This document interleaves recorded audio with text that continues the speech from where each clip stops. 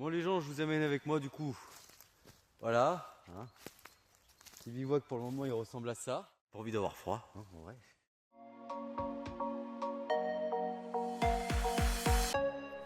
Bon, je vous montre ça parce que cette nuit, voilà, ce que je vous ai pas dit quand j'étais dans le hamac, c'est que j'ai viré, d'ailleurs là ici, tellement viré que j'ai complètement détaché mon truc. Il y avait un peu de vent qui s'était levé et du coup j'ai viré les tiges histoire de refermer, mais on peut voir que c'est pour ça que je vous dis heureusement que j'avais la couverture de survie parce que dessus ça a complètement gelé. Bon, je suis en train de rallumer le feu, je vous installe, je vais faire mon petit café et ensuite on va bouger pour se réchauffer.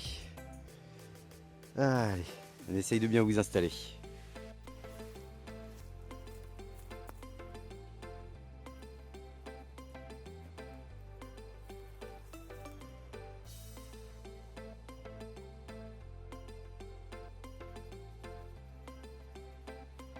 Bon, après le café, je pense que je vais attendre que ça dégivre un peu, que le soleil soit vraiment levé, histoire de plier le camp. Bon, entre temps, après, on va aller chercher la tronçonneuse et on va continuer à avancer. Le soleil vient de se lever, encore une belle journée, et il va bientôt arriver, l'ami Ricoré. Café? Il choisit toujours la bonne heure, celle où on chante de tout son cœur, l'ami du petit déjeuner, l'ami Ricoré.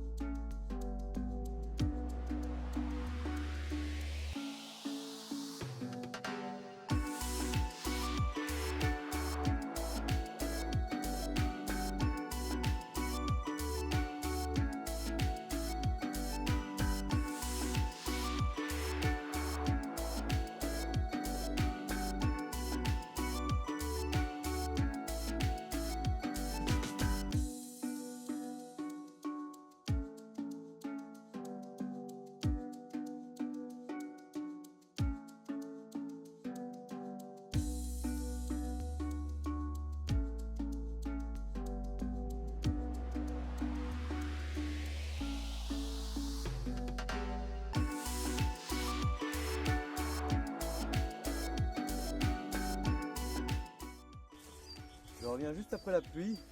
Là l'idée ça va être vraiment de terminer du coup, de terminer cette zone. C'est vraiment la dernière zone au niveau du bois qui reste à faire. Donc on se motive, on la termine rapidement. Et comme ça par la suite il restera juste à ratisser et à repasser un coup de débroussailleuse pour terminer, trouver les derniers câbles, couper. Et ensuite on pourra attaquer les projets de zone. Et ça va être sympa.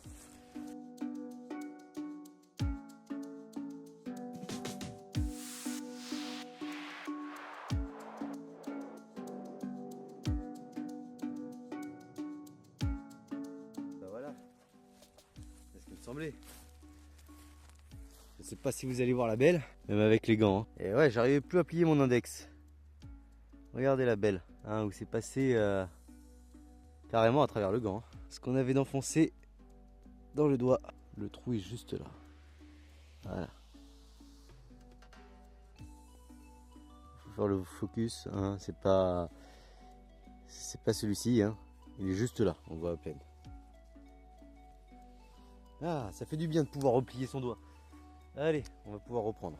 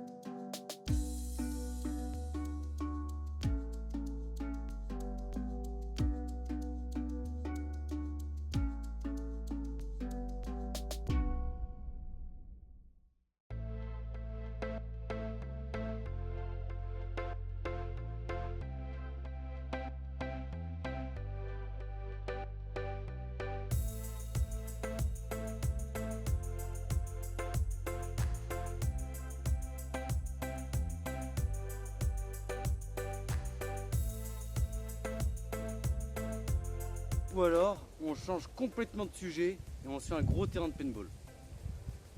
Ça peut être bien ça.